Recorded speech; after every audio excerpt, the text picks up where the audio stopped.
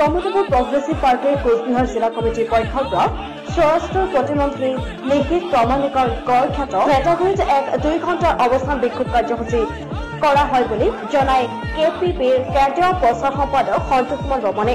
এই অৱস্থান বিক্ষোভ কাৰ্যসূচীত কেপিপিৰ প্ৰায় 500 কৰ্মী সমৰ্থক উপস্থিত আছিল বুলি জানিবলৈ দিয়ে কেপিপিৰ নেতৃত্ববৃন্দই। কেপিপিৰ অৱস্থান বিক্ষোভ ঘেৰি ভেটাগুৰিত তুমুল উত্তেজনা সৃষ্টি হয়। কেপিপিৰ পক্ষত অভিযোগ কৰে যে বিজেপিয়ে সমৰ্থিত কিছু দুষ্কৃতিয়ে আৰু ভয় ভাবুকি দেখুৱাই বিক্ষোভ কৰ্মসূচীত ছত্ৰভংগ দিয়াৰ চেষ্টা কৰে। আজিৰ অৱস্থান বিক্ষোভ কৰ্মসূচীত উপস্থিত আছিল কেপিপিৰ কেন্দ্ৰীয় কমিটিৰ সাধাৰণ সম্পাদক উত্তম কুমাৰ ৰায়। আৰু এই বিষয়ত কেপিপিৰ কেন্দ্ৰীয় কমিটিৰ সাধাৰণ সম্পাদক উত্তম কুমাৰ ৰায়ে কি কয় এই বিষয়ত চাওঁ আহক বিস্তাৰিত খবৰ। গত লোকসভা নির্বাচনের সময় কেন্দ্র সরকারের স্বরাষ্ট্রমন্ত্রী অমিত শাহ অনেক প্রতিশ্রুতি দিয়েছে কামতাপুরের মানুষের গ্রেটার কুচবিহারের মানুষকে। এখানে 55 বার্মার 250 ফুট মূর্তি করা হবে, এখানে এইমস করা হবে, সেন্ট্রাল ইউনিভার্সিটি করা হবে, এ ধরনের অনেক প্রতিশ্রুতি দিয়েছে। নারায়ণী সেনা করা হবে, অনেক প্রতিশ্রুতি দিয়েছে।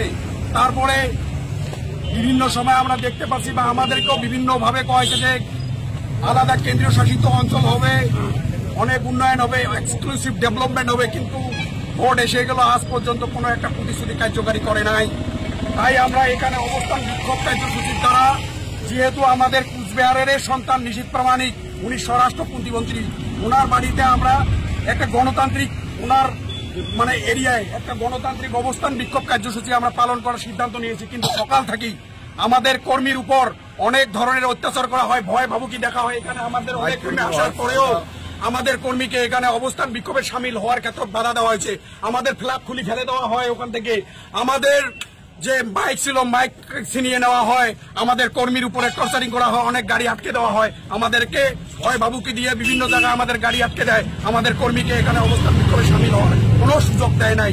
একজন স্বরাষ্ট্র প্রতিমন্ত্রী উনি যদি ডেমোক্রেসিকে সম্মান জানাতে না জানে তাহলে আমরা কিভাবে আমরা গণতন্ত্রের উপরে বিশ্বাসী হব?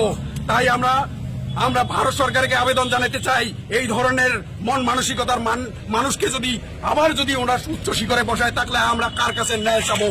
আমাদের অভাব আছে, আমাদের অভিযোগ আছে, আমাদের রাজ্য ভাষার কথা আছে, আমরা উগলাই বলতে আসছি। ওনার সঙ্গে ওনার কর্মীদের সঙ্গে কোনো আমরা ঝগড়াঝাটি করতে আসি নাই। কিন্তু যেভাবে আমাদেরকে ওখানে অবস্থান বিক্ষোভ কার্যসূচি করার মতো কোনো পরিবেশ ওখানে ছিল না, আমাদের উপরে অনেক ধরনের টর্চার করার ওরা পরিকল্পনা করছিল। তাই এই ধরনের নোংরা কার্যকে আমরা তীব্রভাবে নিন্দা জানাই, ধিক্কার জানাই।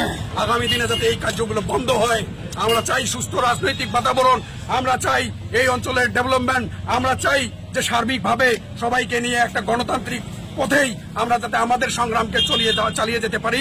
তাই আমরা এখানে আজকে শুধু ওনার কাছে আবেদন রাখার জন্য আসছি, কিন্তু আমাদের কোনো কথাই উনি শুনল না। উনি বাড়িতে থাকা সত্ত্বেও এইভাবে আমাদেরকে আমাদের কর্মীর উপরে আমাদের সমাজের উপরে রাজবংশী নাম ধরে এখানে অনেক বিজেপি কর্মী গালিগালাজ করছে বলে আমি শুনতে পাচ্ছি।